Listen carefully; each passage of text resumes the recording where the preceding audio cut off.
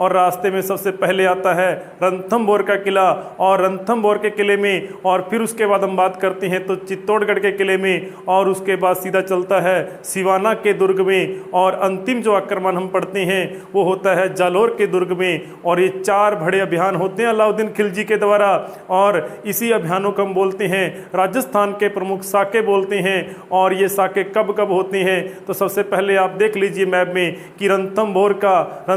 का, फिर उसके बाद में चित्तौड़गढ़ का किला, और उसके बाद में जालोर के ऊपर याद रखना चाहिए सिवाना का दुर्ग है। तो ये हम बात करते हैं कब कब आक्रमण किए और कौन सी तारीख को किए। तो सबसे पहले रणथंभौर में याद रख लो, रणथंभौर में आता है 1301 याद रखना चाहिए, और 1301 सबसे पहला आक्रमण अभियान होता है, और अंतिम अभियान इनका होता है जालोर में याद रखना चाहिए 1301 याद रखना चाहिए, 1311 में याद रखना चाहिए, पहले 1301 में और अंतिम 1301 में याद रखना चाहिए। और इनके बीच हम बात करते हैं 2 नंबर पे आता है चित्तौड़गढ़ में,